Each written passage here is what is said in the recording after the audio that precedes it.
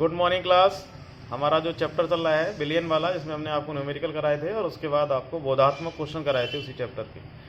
और वही चैप्टर है, उसी चैप्टर के कुछ क्वेश्चन और रह गए थे जो मैं आज आपसे डिस्कस करता हूँ।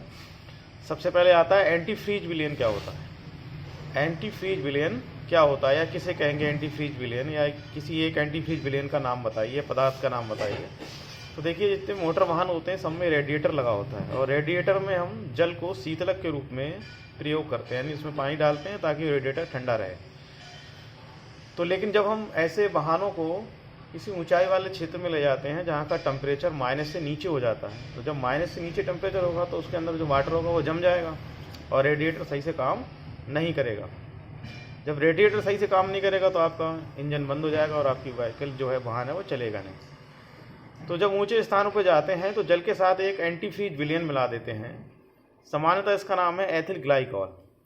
ये एंटी फ्रीज विलयन मिलाने से जो जल होता है इसका अवनमन, इसके जो क्वथनांक होता है, इसका जो अपनमन होता है वो कम हो जाता है। कहने का मतलब है इसकी जमने की क्षमता कम हो जाती है, यानी कि ये -30 डिग्री टेम्परेचर पे भी नहीं जमता है और रेडिएटर को ठंडा करता रहता है और रेडिएटर अपना काम करता रहता है, जिससे आपका इंजन पर कोई प्रभाव नहीं पड़ता और ऊंचे स्थानों पर भी आपकी गाड़ी स्मूथली चलती रहती है। तो ऐसे पदार्थों को कहते हैं एंटी फ्रीज विलयन या एंटी फ्रीज पदार्थ।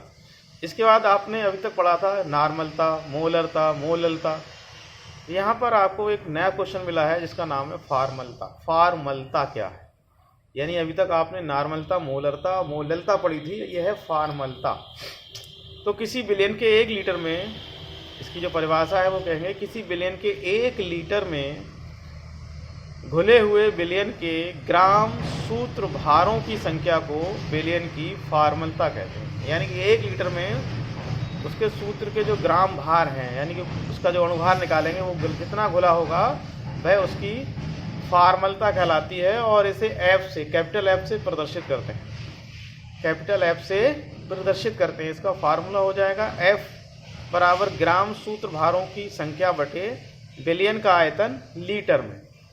कभी कभी क्या होता है कि दूसरा फार्मूला भी है, अगर आयन के रूप में दिया हो तो आयनिक विलय का द्रव्यमान बटे बिलियन का ग्राम सूत्र भार इंटू बिलियन का आयतन लीटर में। और तीसरा इसी का फार्मूला यह है कि बिलियन का द्रव्यमान इंटू 1000 अपॉन ग्राम सूत्र भार इंटू बिलियन का आयतन ml में। तो ये 3 फार्मूले हैं इसके।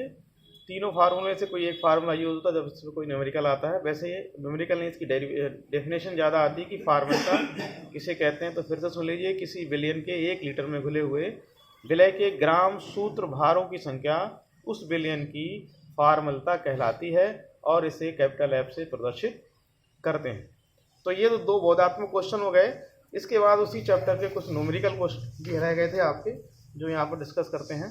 तो सबसे पहला यहाँ पर लिखा है कि सोडियम क्लोराइड NaOH की नॉर्मलता आपको ज्ञात करनी है, और इसको जिसमें से 50 ग्राम बिलियन दिया हुआ है और 5 लीटर में विलय है, यानी कि 50 ग्राम बिलियन 5 लीटर में विलय है NaOH का, और उसकी आपको नॉर्मलता ज्ञात करनी है। तो सबसे पहले 3 स्टेप हैं इसमें नॉर्मलता ज्ञात करने की। सबसे पहले आप क्या करेंगे, NaOH का तुल्यांक भार निकालेंगे, और NaOH का तुल्यांक भार निकालने का फार्मूला होता है अणुभार बटे अम्लता। तो इसका जब अणुभार निकालते हैं 40 आता है और अम्लता इसकी 1 होती है, तो इसका तुल्यांक भार कितना आ जाएगा, 40 आ जाएगा। फिर दूसरा स्टेप होता है कि NaOH के तुल्यांकियों की संख्या निकालनी है। तुल्यांकियों की संख्या होता है NaOH बटे तुल्यांकी भार जो आया है, यानी NaOH का भार कितना दे रखा है, 50 ग्राम। सवाल में दे रखा है कि 50 ग्राम, तो 50 ग्राम ऊपर रखेंगे और तुल्यांकी भार नीचे रखेंगे, तो आएगा 1.25। अब ये इसका क्या आ गया, तुल्यांकियों की संख्या आ गई। तो अब नॉर्मलता का फार्मूला लगाएंगे। NaOH की नॉर्मलता बराबर होता है ग्राम तुल्यांकियों की संख्या जो निकल के आई बटे आयतन किसमें, लीटर में। तो ग्राम तुल्यांकों की संख्या कितनी निकल के आई है हमारी, 1.25, और हमारा आयतन कितना दिया, 5 लीटर। तो इससे जब भाग करेंगे तो आएगा 0.25 N की नॉर्मलता है। तो इसका ये ऑप्शन आंसर आ गया। ऐसे ही एक दूसरा क्वेश्चन है आपका कि 15.87 ग्राम लीटर एथिल एल्कोहल को 168 ग्राम जल में घोलने पर बिलियन की मोललता ज्ञात कीजिए। देखिए यहाँ पर मोललता है, डबल ला लिखा है, मोललता ज्ञात करनी है। तो सबसे पहले क्या निकालेंगे, बिलियन का मोलर द्रव्यमान यानी कि अणुभार। तो एथिल एल्कोहल C2H5OH होता है, इसका अणुभार आता है 46 फिर निकालते हैं मोलों की संख्या। मोलों की संख्या का होती है अणुभार बटे मोलर द्रव्यमान। तो अणुभार कितना दे रखा है, भार कितना दे रखा है 15.87 ग्राम। तो 15.87 ग्राम बटे 46 मल्टीप्लाई करेंगे तो 0.345 आएगा। अब हमारे पास जल कितना दे रखा है 168 ग्राम। तो मोलता का फार्मूला क्या होता है, विलय के मोल बटे बिलियन का द्रव्यमान इंटू 1000। अब जब इसकी मल्टीप्लाई करेंगे आप तो ये आएगा 0.345 अपॉन 168 इंटू 1000 आएगा 2.205 ग्राम। ये इसका आंसर आ गया। तो अब इन दोनों सवालों के ऊपर भी 2 सवाल आपको प्रैक्टिस के लिए दिए गए हैं, केवल इनमें डिजिट चेंज है। ये NaOH है पहले वाले सवाल पर, उसमें डिजिट चेंज कर दी है, और ये दूसरे वाले सवाल पर। इन दोनों को प्रैक्टिस के तौर पर आपको करने हैं और ये सारे सवाल आपको अपनी कॉपी पर नोट करने हैं। इतना काम होने के बाद ये आपका विलियन वाला चैप्टर आज फिनिश हो गया है।